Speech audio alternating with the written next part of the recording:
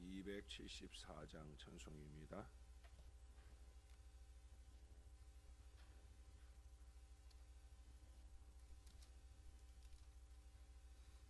나 행한 것 죄뿐이니 주 예수께 비옵기는 나의 몸과 나의 마음을 깨끗하게 하옵소서. 물 가지고 날 씻든지 불 가지고 태우든지 내 안과 밖 다 닦으사 내 모든 죄 멸하소서.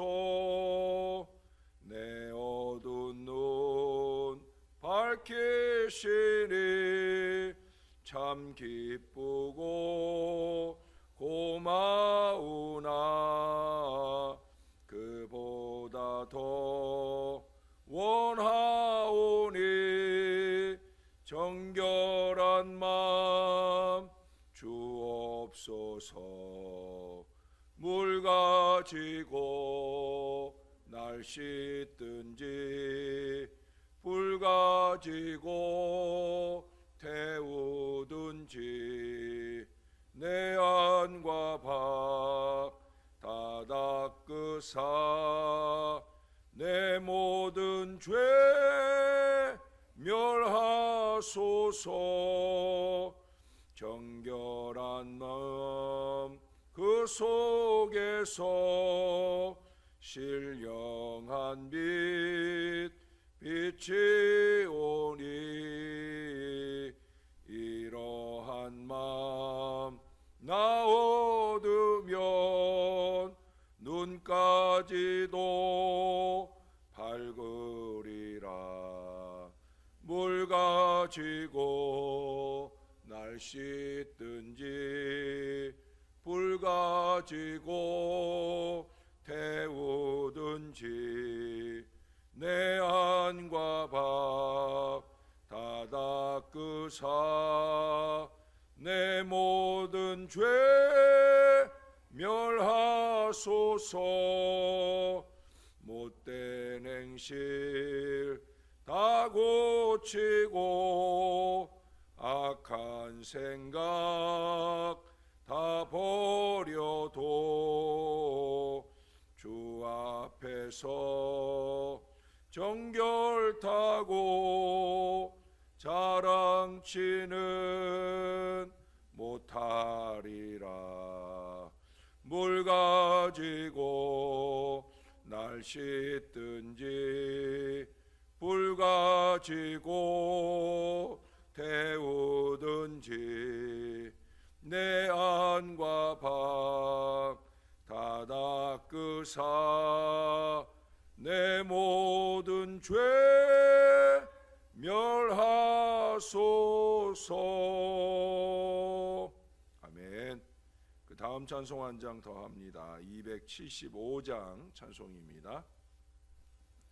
날마다 주와 멀어져 그 크신 사랑 버리고 방탕한 길로 가다가 어머니 기도 못 잊어 나 집에 돌아갑니다.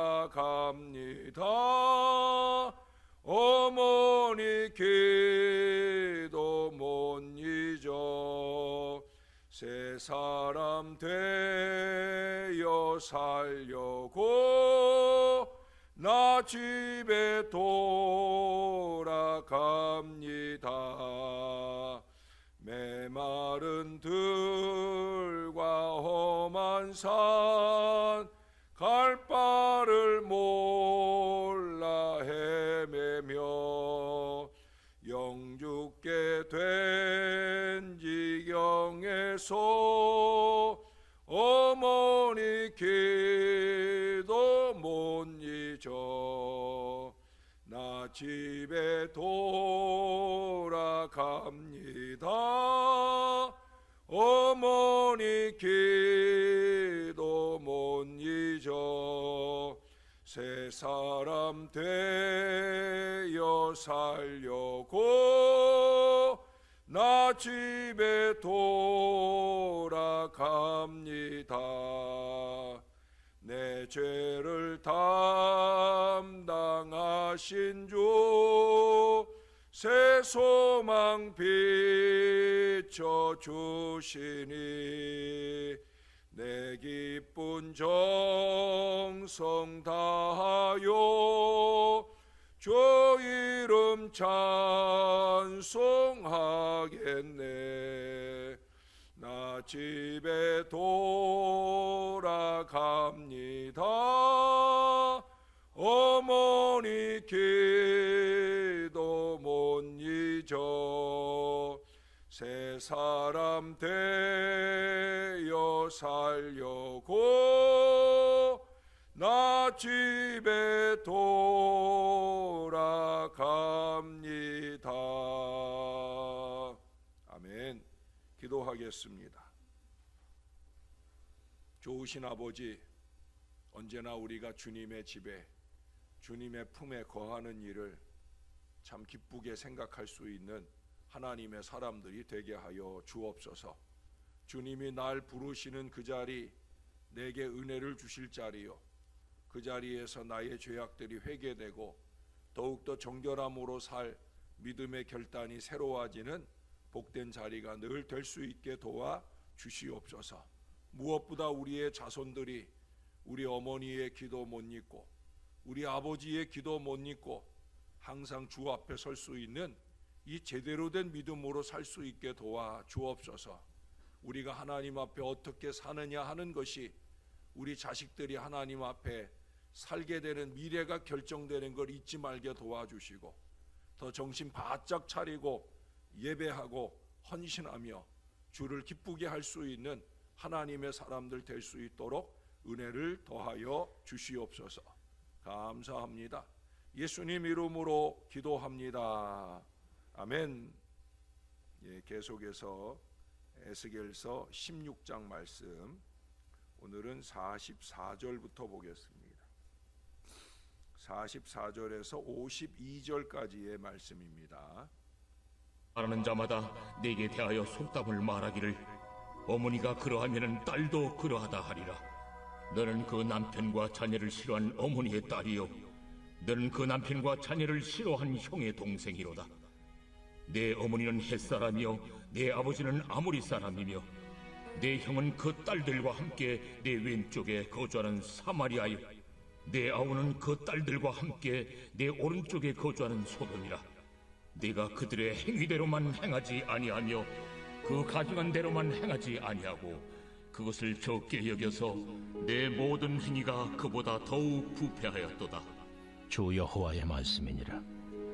내가 나의 삶을 두고 맹세하노니 내 아우 소돔 곧 그와 그의 딸들은 너와 내 딸들의 행위같이 행하지 아니하였느니라. 내 아우 소돔의 죄악은 이러하니 그와 그의 딸들에게 교만함과 음식물의 풍족함과 태평함이 있음이며 또 그가 가난하고 궁핍한 자를 도와주지 아니하며 거만하여 가증한 일을 내 앞에서 행하였음이라. 그러므로 내가 보고 곧 그들을 없이 하였느니라. 사마리아는 내 죄의 절반도 범하지 아니하였느니라. 내가 그들보다 가증한 일을 심히 행하였으므로 내 모든 가증한 행위로 내 형과 아우를 의롭게 하였느니라. 내가 내 형과 아우를 유리하게 판단하였은즉 너도 내 수치를 담당할지니라. 네가 그들보다 더욱 가증한 죄를 범함으로 그들이 너보다 의롭게 되었나니 네가 내 형과 아우를 의롭게 하였은즉 너는 놀라며 내 수치를 담당할지니라. 아멘. 오늘 본문은 이제 남유다지요. 우리가 이제 북이스라엘이 멸망한 뒤에는 남유다를 이제 통칭 이스라엘로 이제 표현을 하게 되는데, 이 이스라엘을 중심으로 형은 사마리아 그리고 아우는 소돔인 세 자매로 비유해서 말씀을 해요. 물론 이 세 자매의 얘기를 하기 전에 전제되는 말씀이 있죠. 44절에 보면은 어머니가 그러하면 딸도 그러하다. 여전자전, 여전자전 또는 부전자전, 우리가 이렇게 얘기할 수 있는데, 그것 때문에 제가 아까 기도도 그런 기도를 했고 또 찬송도 우리가 그런 찬송을 불러봤어요. 결국 우리 신앙이 중요하다라고 하는 거예요. 부모의 신앙이, 이게 자식들에게 보여지는 신앙이 중요한 것만 아니에요. 자식들이 보지 않는 자리에서 하나님 앞에 나의 신앙적 양심의 자리가 아주 중요하다는 것을 우리가 잊지 말아야 되는 거예요. 왜냐하면 우리는 영적인 존재거든요. 그렇기 때문에 우리 자식들이 보는 데서의 나의 신앙을 자식들이 본받아가는 것만 아니라 자식들이 보지 않는 곳에서의 나의 신앙의 태도도 이게 하나님 앞에 참 중요하다라는 거예요. 자, 근데 오늘은 시작은 그렇게 해놓고 그 다음 45절 이하에서 보면은 바로 이 세 자매 또는 세 형제의 이야기를 하고 있어요. 세 가운데는 위로 형과의 관계에서는 아우가 되는 것이고, 아래로 동생과의 관계에서는 형인 이중구조적인 위치에 놓이게 되어지죠. 그래서 때로는 애매하고 또 때로는 소외되는 느낌을 많이 갖게 됩니다. 저도 삼형제 중에 둘째잖아요, 그렇죠? 그래서 옛날에 우리 자랄 때 셋이서 예를 들어서 이제 뭐 싸움놀이를 한다든지 이러면 이상하게 나 혼자 먹고 형하고 동생하고 먹고 이런 경우들도 거의 많았던 것 같고요. 그러니까 뭐 여기도 제가 그런 얘기를 몇 가지 적기도 했는데, 좀 억울하다는 느낌을 가질 때가 많았어요. 이제 보면은 딸만 셋인 경우에 대부분 둘째는 약간 남성적 성격을 갖는 경우가 있고요. 또 아들만 셋인 경우에 둘째는 약간 여성적 성격을 갖게 되는 경우가 있어요. 이제 생존 본능이죠. 살아남기 위한 노력이라고 말할 수 있겠습니다. 이런 중간적 위치에서 둘째는 대부분 반항적 성격이 강합니다. 그래서 옛날에 저희 어머니가 특별히 저한테 좀 관심을 많이 가져주셨어요.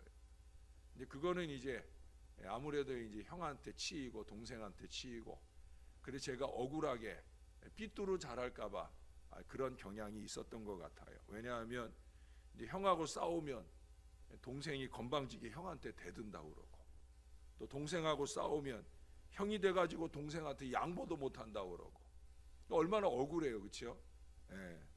결국 형과 비교를 할 때나 아우랑 비교를 할 때나 손해보는 느낌을 늘 갖게 되는 거예요. 자기만 억울하고 아무 죄도 없는데 이래저래 동네북 처지가 된다 하는 그런 생각을 하게 된다는 거죠. 그래서 그 상황을 극복하기 위해 생각해내는 게 뭐냐면 고자질입니다. 이제 오늘 본문에서는 그걸 말하고 있는 거예요. 때로는 자기의 잘못을 감추기 위해서 거짓 고자질까지 지어내는 심리적으로 왜곡된 경향을 보이는 그런 아이들까지도 있습니다. 그래서 이제 제가 학교 다닐 때 심리학 공부하고 상담학 공부하고 할 때 보면은 이 삼형제 중에 둘째 또는 세 자매 중에 둘째가 항상 심리적인 또는 정신적인 문제를 가지고 오는 경우가 많이 있다는 거예요. 자, 오늘 이스라엘은 여기 52절에서 보는 것처럼 그 형 사마리아나 또는 아우 소돔의 죄를 들추어내고 판단하며 비판하고 손가락질합니다. 살아남기 위해서 그런 거예요. 하나님 앞에 쟤는 저랬어요, 쟤는 저랬어요, 그들에 비하면 나는 괜찮지 않아요 라는 걸 어필하고 싶은 거예요. 그러나 하나님 입장에서 보면 그 소돔의 죄악이나 사마리아의 죄악은 이스라엘의 죄에 비교하면 절반도 되지 않는다는 거예요. 대부분 비판하거나 불평하는 사람들 보면 거의 이런 부류에 들어가는 경우가 많이 있습니다. 그 모든 타락이 교만이나 풍족함이나 태평함에 근거하고 있는 이 소돔과 사마리아의 범죄는 성적인 것이고 혼인에 관계된 것들이 주를 이루게 되어집니다. 여러분 잘 아시는 대로 창세기 13장에 보면 아브라함과 조카 롯이 서로 나뉘게 되잖아요. 그때 아브라함이 삼촌으로서 조카 롯에게 선택권을 줘요. 그때 롯이 선택한 곳이 어디예요? 바로 소돔입니다. 롯의 눈에 소돔은 그냥 좋게만 보여졌죠. 물론 외적으로 보게 되면 훨씬 더 기름지고 보기 좋은 것만 있는 게 사실이에요. 그럼 내적으로 보면 그들 가운데 악함이 있었다는 거죠. 그 악함은 아랑곳하지 않고 겉으로 보기 좋은 것만 생각하고 그것을 택하게 되어집니다. 그러나 외적으로 보기 좋은 그 부요함, 태평함, 그것이 교만으로 또 성적인 범죄로 발전하게 되어진 걸 우리가 잘 압니다. 사마리아의 경우에는 먹고 살기 위해서 북왕국 이스라엘이 멸망하고 난 뒤에 아수르의 혼합 정책에 의해서 다른 나라에서 이주해온 그 부유한 이방인들과 정략적으로 결혼하고 혼합 종족을 이루게 되어지는 거죠. 사마리아는 두고두고 이스라엘 역사 가운데 남유다로부터 시작해서 이스라엘 전체 역사 가운데 멸시를 받는 지방, 멸시를 받는 사람들이 되어지게 됩니다. 그러나 어떻든 소돔과 사마리아는 어쩔 수 없는 가운데서 죄에 노출이 되고 죄가 만연되었다는 거예요. 결국 그 죄악 때문에 하나님의 심판을 받기도 했다라고 하는 것이 50절까지의 결론입니다. 그러나 그렇게 철저하게 징계받고 버림받은 그들이라고 할지라도 지금 유다, 이 이스라엘에 비교하면 약과라는 거예요. 별것 아니라는 겁니다. 만일 그러한 소돔과 사마리아를 정죄 처벌했다고 하면 이스라엘 역시도 하나님의 징계를 절대 면키 쉽지 않은 일이라는 거예요. 왜? 더욱더 죄가 많다는 거죠. 그러니 더욱더 큰 심판을 받게 될 거라는 얘기예요. 이건 좀 반대 얘기인데요. 제가 이제 설교를 준비하다 보니까 마침 보게 된 얘기인데 반대의 개념에서 생각할 얘기입니다. 한 행인이 길을 가다가 모퉁이를 돌다가 갑자기 나타난 아이와 부딪혔어요. 뭐 자기도 잘못한 건데도 불구하고 이 행인이 이 아이에게 꾸짖듯 말합니다. 넌 도대체 어딜 그렇게 급하게 가길래 앞도 보지 않고 뛰어나오느냐고 이렇게 핀잔을 합니다.